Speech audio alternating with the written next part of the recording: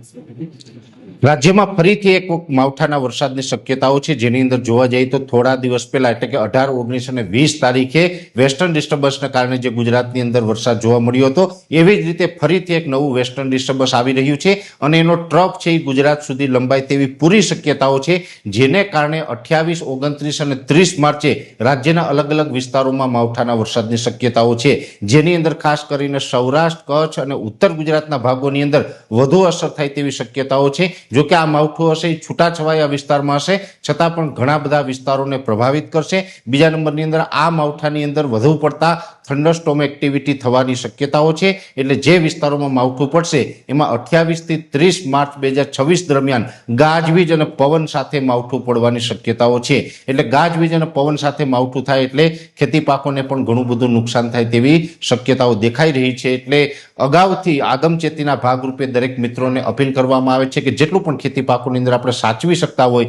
એટલું સાચવી લેવાનું, કેમ કે એક વેસ્ટર્ન ડિસ્ટર્બન્સ પસાર થવાનું છે ને એનો ટ્રફ ફરીથી ગુજરાત સુધી લંબાશે। અત્યારે આપણે ઉનાળો ચાલી રહ્યો છે, ગરમીનો માહોલ છે, એટલે 700 HPA લેવલે આ ટ્રફને કારણે એક અસ્થિરતા બનશે અને આ અસ્થિરતા છે 28, 29, 30 માર્ચમાં ગાજવીજ અને પવન સાથે વરસાદના રૂપમાં અસર કરવાની છે, જેની દરેક મિત્રોએ નોંધ લેવી।